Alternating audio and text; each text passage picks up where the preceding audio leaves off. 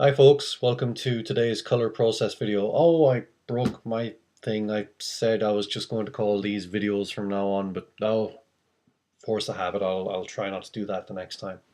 So yeah, welcome to today's video. As with the previous comics I've done over the past week, there isn't all that much going on color-wise with today's comic. And again, it's another example of me growing more confident with knowing when not to do something, when to just go with what needs to be done and leave it at that. And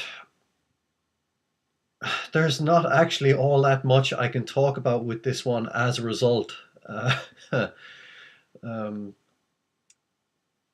I suppose the one thing I can talk about is my method for making the falling panel actually look like somewhat like an actual 3D object rather than just a 2D drawing of a 3D object.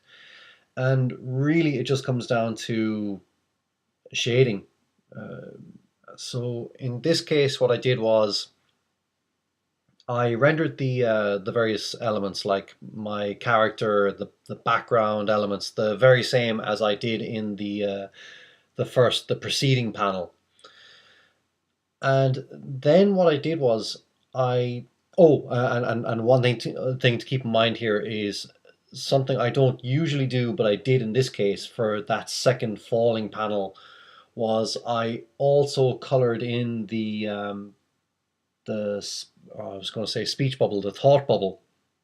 I put that on the same layer as the character layer.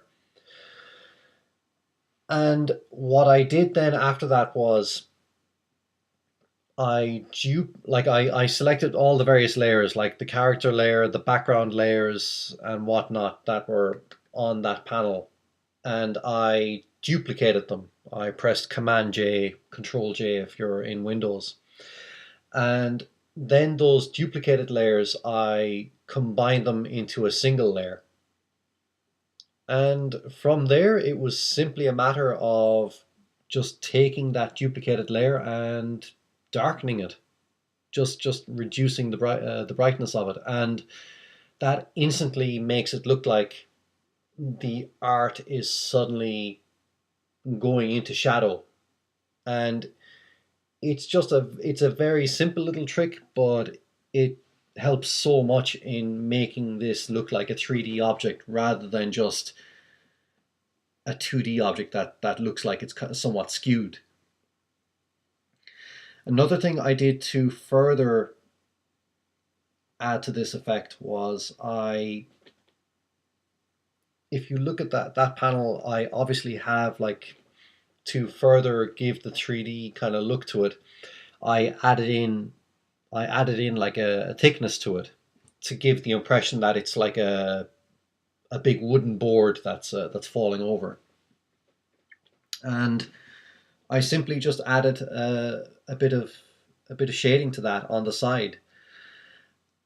And then on top of that, what I did was, if you look very closely at maybe if you have the final comic open in a tab, in a separate tab there, if you look very closely at the line work, you'll see that the border around the art within that 3D panel, I actually colored that in to match the colors at the edges of the art, which better makes it look like this is like a flat image on a three-dimensional surface. And yeah, it just simple little tricks like that can really add to like a visual gag like that. Like this would have worked absolutely fine, I'm sure, just as line work alone, but it really shows how color can enhance a comic and make a visual gag like this work all the better and look all the more convincing.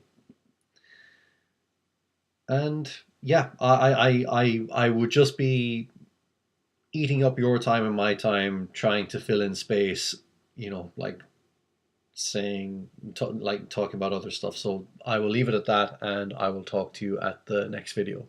Take care.